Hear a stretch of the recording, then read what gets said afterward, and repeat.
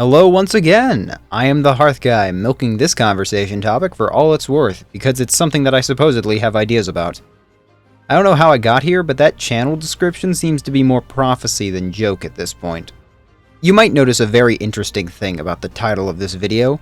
As opposed to something in an explanatory fashion, like why the Adrestian Empire will fail, or something more general, like the Kingdom of Fargus sucks, the title of this video is The Leicester Alliance Never Wins. Bold statement, isn't it? Declaring that one of the factions that you can join and lead never wins. But besides getting to the obvious later, it's just a general sentiment of this entire country. A country that can't even seem to win at the most basic level. Well, we've done this song and dance twice now, so let's get right into it. Unlike the other two, there's not as much we need to cover in some sort of history lesson about the Alliance, since its existence has been the shortest and least eventful out of the three nations. It had a rebellion against the Empire, they got taken over by the Kingdom, they rebelled against the Kingdom, and then they formed a loose alliance of noble lords with a central duke as their leader. Congrats, history lesson over. So instead, let's take a look at what the Alliance actually is. We understand a kingdom, we understand an empire, but what's the dear folk up to? The Leicester Alliance is an aristocracy in the most literal terms, a system of government that places the power into the hands of a few noble elites. You have the five great lords that have a say in the central council, and these lords are, traditionally, Gloucester, Ordelia, Goneril, Daphne, and Regan, with the sovereign dukes of Regan serving as the head of the alliance. These five lords would meet semi-regularly to discuss matters of state and war, usually at a rather slow rate due to the ever-clashing interests of each house and territory. These lords then dictate over lesser lords that border them, and they all work together in perfect harmony in order to... Oh boy, you better believe this whole thing is a mess. See, in an empire or a kingdom, it's easy to trace the command structure. You've got one big person in a seat above everybody else. They all sort things out for the whole country if they've got to. Even more conceptually egalitarian governments have ways of keeping the peace. A pure democracy is literal mob rule, so if you want to start backstabbing people, you'll find yourself on the wrong end of the majority. A republic is a representative government that if you do something that those you represent don't like, they may just choose someone else to do it. But in an aristocratic government? Woo! Boy, is it just Game of Thrones with no end in sight. No final throne to end the conflict. No sir, conflict is politics here. And just like you'd expect, we see evidence of this all throughout the supports of those hailing from the Alliance. Balthus has a target on his back at all times since his crazy stepmother thinks he'll try to take the family title from his younger half-brother. House Daphne gave up their seat on the council to House Edmund due to Daphne not producing a crest-bearing heir and therefore losing political clout. Duke Gloucester betrays the Alliance every single time. Lysithia's everything. Even outside the main lords or their kids that we see as students, there's minor lords that regularly mock the authority of the Central Round Table and hire out mercenaries to be part of proxy conflicts. The Alliance is the single most profitable place to be a mercenary, and that is a bad thing for everyone who is not a mercenary. It's honestly a miracle they lasted 300 years, but I guess with the shared threat of the Almirans to the east, it's safer to stick together. On that note, another thing that is just a fact of life in the Alliance, the Almirans. A kingdom and or empire of unspecified size that regularly attacks the Alliance's borders for funsies. Before the creation of Fodlan's Locket with the aid of all three nations, the Almirans would be raiding and pillaging the land every other day. They don't even have enough heroes' relics to regularly defend themselves. Even if they did, they'd probably just fight each other over them. It's such a problem that Holst, greatest general of the Alliance and equal to Count Leopold surrendering his cringe von Burgleys, is usually stuck at the border because of Almira. Gee, good thing there's no continent-shaking developments anytime soon that would require his assistance. As you can see, even when they aren't fighting each other, they're barely fighting outside threats, and don't count on the leading houses for any sort of help either. Like I said, Holst is constantly stuck at the border. Duke Gloucester could care less about some larger idea of the Alliance if it means saving his own territory. House Ordelia has been royally screwed since they got involved with the Imperial House Hrim's rebellion. Daphne had to give up power, and House Regan doesn't even have a clear line of succession. After the death of his son and disappearance of his daughter, most people assume the aging Duke Regan would have to be the last sovereign duke and give up power to Duke Gloucester, the next most powerful noble. until a random guy named Claude, who happens to have the crest of Regan and claims to be the grandson of the Duke, shows up, and suddenly the line of succession is secure. Don't ask questions. Needless to say, people ask questions, mostly the Gloucesters and especially Lorenz. Spoiler alert, Claude is the son of Tiana von Regan and the King of Elmira, who grew up in Elmira as an outcast until he decided to head to the other side of his family and check it out.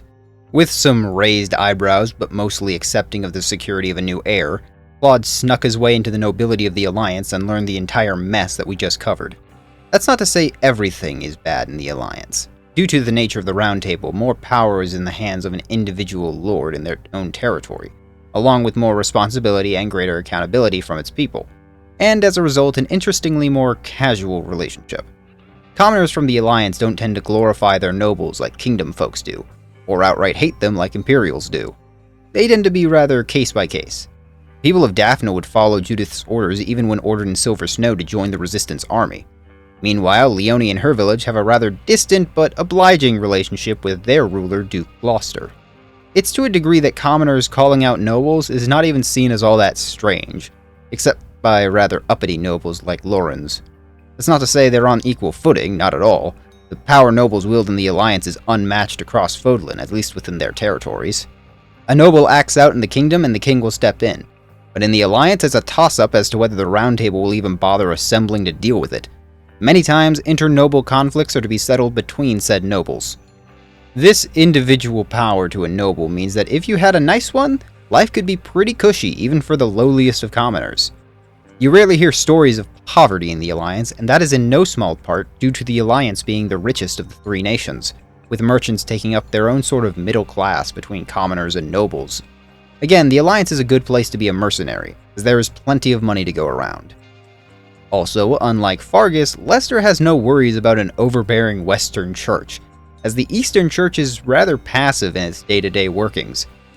It's effectively a charity organization, with no actual power and its bishop being a proponent of lessening the church's influence according to the Golden Wildfire route.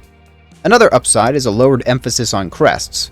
They're still present naturally, and it's still genetic social currency, but the unique situation of the Alliance allow for even nobles without crests to gain influence and recognition.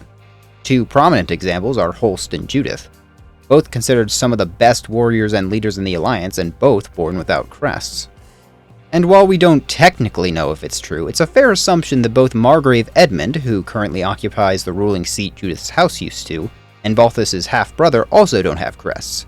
Despite this, Edmund holds one of the highest positions, a position nominally held by another house even, and Balthus's brother is remarked as being a very capable ruler. There's no Miklon or Ingrid situations going on, at least none to such a severe degree. With that thorough description of the state of affairs in Leicester, still a shame about that name, what do I mean when I say that the Alliance never wins? Well, I ask you simply look at the events of not only the game, but of the Alliance's own past. For starters, they didn't even properly win their independence the normal way. They rebelled against the Empire and got repossessed by the Kingdom in the process, only getting their independence again while the Kingdom was busy with a bloody struggle of succession, which may or may not have been part of a larger Cult of Skrillex plot, but that's just a theory. A game theory! In modern times, the best they can do is hold off the Almirans at their gates while they require the aid of the Empire and Kingdom to establish Fodlan's Locket. Furthermore, when Ordelia gets itself involved in House Hrim's little rebellion, the Alliance doesn't really get to do anything to prevent the entire house being taken over by the Hogwarts Illuminati. Which is just Hogwarts, I guess. In every rout of three houses, Claude spends the majority of the war holding the entire Alliance together with thin string and a dream. The Southern Lords immediately defect to the Empire, opening the floodgates of Imperial troops into Leicester, as well as Garrigmach Monastery. Holst is still unable to leave Fodlan's Locket, and the only other Round Table Lord is Edmund, who is spectacularly irrelevant. Because of that, Judith and House Daphne are carrying the bulk of the weight, while Claude is scrambling to keep things together. In Crimson Flower, Claude is able to prevent immediate defection by riling up infighting in his own nation, turning attention away from the Empire. Of course, Edelgard does not acknowledge neutrality as an option, so she conquers the Alliance anyway, and Claude is either killed or leaves to prevent further uprising in former Alliance territory. In Azure Moon, Claude somehow manages to get the worst possible series of events happen to where the Imperial army is again attacking his capital city. It's only with the kingdom's intervention that the city survives, and again, Claude hands the Alliance over to someone else and decides to vanish. It's somehow even more hilarious in Silver Snow, where we never even see Claude post-timeskip. We don't witness the battle at Gronder, but we learn that the Alliance army was devastated as the Imperial and Kingdom armies were. And in the chaos, Claude disappears, never to be heard from again in this route. Naturally, we can surmise that like in Azure Moon and Crimson Flower, Claude pulls a fast one and leaves Fodlan behind for Almyra. But that probably doesn't help the Alliance in any way, shape, or form, as it's left with no sovereign duke, potentially several dead nobles or noble heirs, depending on who you recruited for your little Imperial civil war, and Holst is still stuck at that wall. Both Ordelia and Gloucester could be left without heirs, as well as have some resentment from their countrymen due to their previous betrayal, which means the only active and loyal Round Table member is Margrave Edmund. Huh. Not so irrelevant now, I guess. And while the Alliance is no doubt crashing and burning, the Church is ignoring it to keep marching southward. Same is true for the Kingdom, but that was already a lost cause at this point, since Cornelia is... Wait.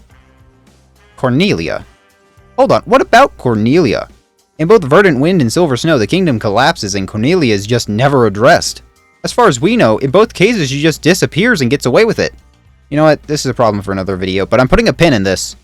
Anyway, in Silver Snow, the Alliance and the Kingdom just get swallowed up by the only actual power left, the Church of Saros, into the one Kingdom of Fodlan, which also happens in Verdant Wind.